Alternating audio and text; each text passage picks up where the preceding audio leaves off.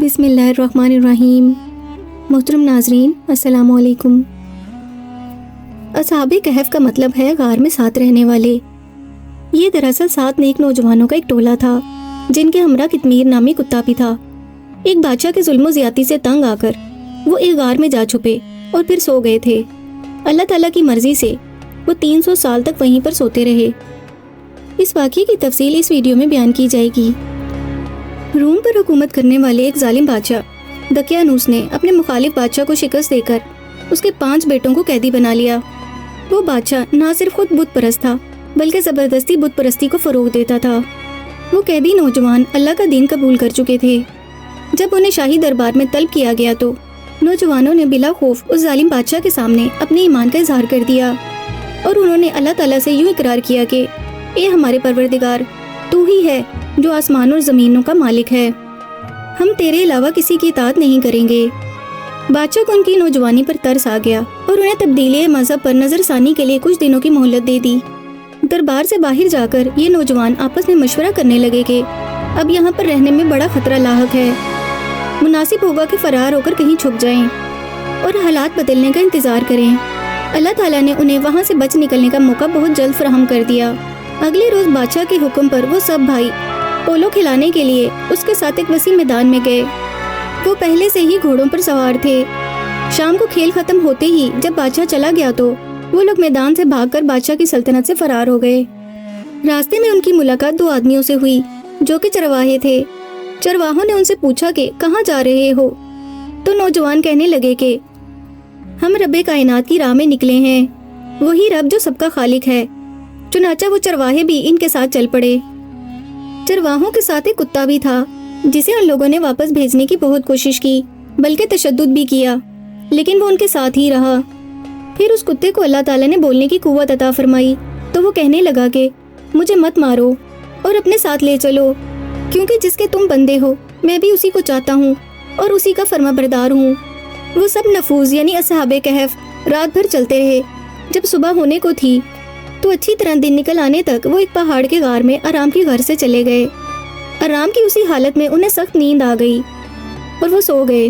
बादशाह दकियानूस ने असहाबे कहफ की तलाश करने की अपनी सी पूरी कोशिश की पर उसे कामयाबी ना हुई।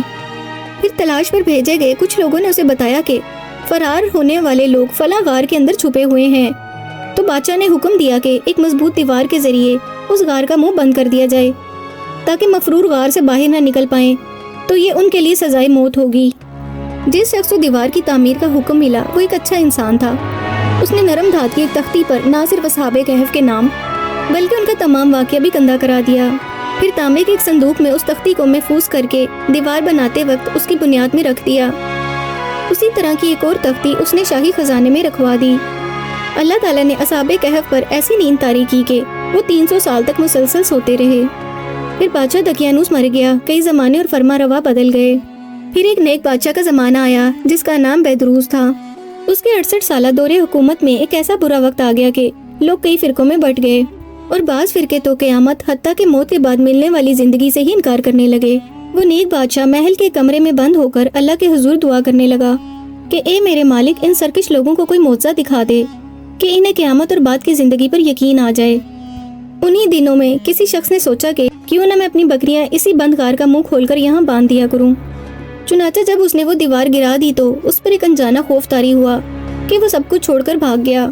असहाबे कहफ की 300 साल के बाद जब आँख खुली तो उन्हें यही पता था कि वो थोड़ी देर पहले ही सोए थे। उन्होंने अपने एक साथी को सिक्का देकर खाना लाने के लिए शहर की तरफ रवाना कर दिया।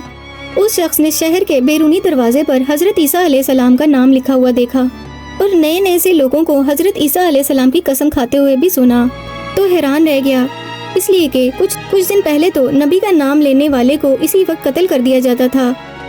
अब लोगों को कोई डर खौफ नहीं था। बादे-अज़ा एक तनूर से खाना खरीद कर जब उसने वो दकियानूसी ज़माने का सिक्का दुकानदार को दिया तो वो चौंक गया, क्योंकि वो सिक्का तो कई सदियों पहले बंद हो चुका था। बाजार के दूसरे लोग सोचने लगे कि ज़रूर इस शख्स को कोई पुराना खजाना मिल गया है। चुनाचा लोग उसे पकड़कर बादशाह के पास ले गए। ये वही नेक बादशाह था। उसने कहा कि ये तो कई 100 साल पहले का दकियानूसी सिक्का है, ये बताओ खजाना कहाँ है। उस शख्स ने जवाब दिया कि मेरे पास कोई खजाना नहीं और ये सिक्का तो हमारा अपना है। میں اور میرے ساتھی دقیانوس سے تنگ آ کر اللہ کے راستے میں نکلے اور ایک غار میں جا سوئے تھے۔ ہمارے ساتھ ایک کتا بھی ہے۔ ادھر اصحاب کہف کھانا لانے والے اپنے ساتھی کا انتظار کر رہے تھے۔